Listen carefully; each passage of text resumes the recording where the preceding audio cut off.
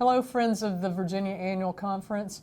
Over the next few months and at Annual Conference this year, you'll hear us talking about probably a new term you've never heard before called the Extended Cabinet. That's because we're not creative enough to figure out a better name for it. But when I got here, I realized that the most important first work for the Annual Conference during my time here is to get everybody working together on the same page, rowing in the same direction.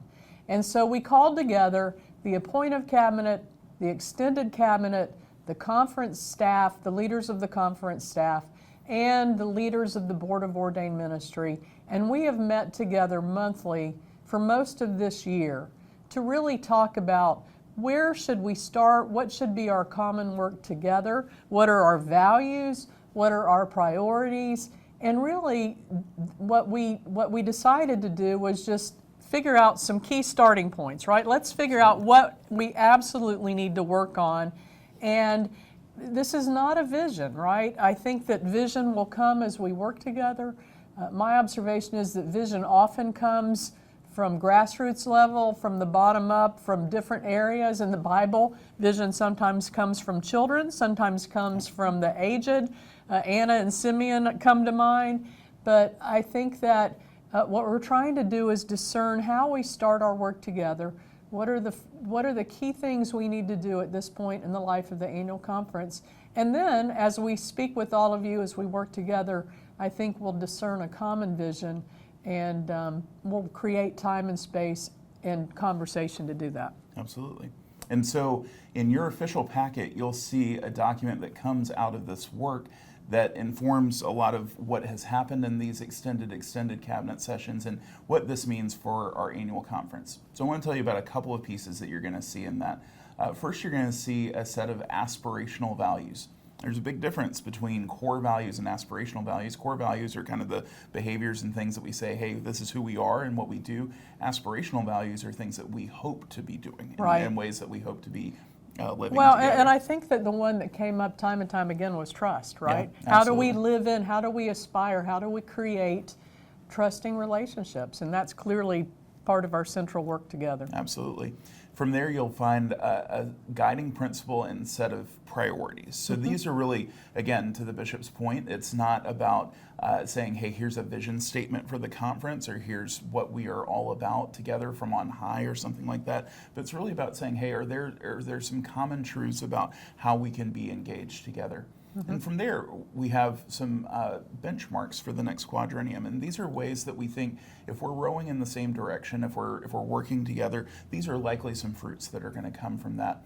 And then the last piece that you're going to see in this document is really a little bit of the background work that we did. A lot of this team's work was being able to tell the truth of what we have been about. And so you'll see some things in that space that we are celebrating and that we are honoring, and also some space of confession and lament of some of the truths and behaviors of who we've been as an annual conference. Yeah, I don't think, part of where we're starting is that we want to truly be United Methodist. Absolutely. So we need to have, churches that understand our United Methodist doctrine and polity. We need to pray for that ambulance that just went by.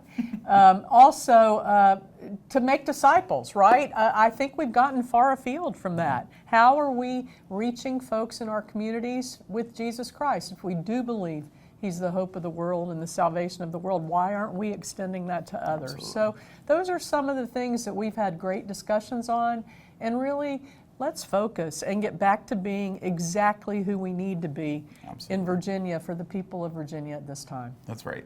And so here's what we want you to do with this information. So first off, please review your official packet, including this document from the extended cabinet. And know that our annual conference session this June, we're going to be having a formal presentation of what's in this document and asking for your affirmation of this work. Again, this isn't hey, we want to all of a sudden have some thing from on high that we're putting upon the people of the Virginia Annual Conference. It's more saying, hey, can we agree that this is a good directional aim for us as an annual conference session? And then from there, we'll be beginning some conference-wide work on those benchmarks and priorities that are happening following annual conference. And this extended cabinet group we'll continue to meet about once a quarter in the new appointment year to do assessment and say, hey, how are we trending towards achieving these benchmarks Right. and priorities? Where do we need to make adjustments, and who else needs to be involved in the conversation? So I know I'm grateful, Bishop, for the invitation to help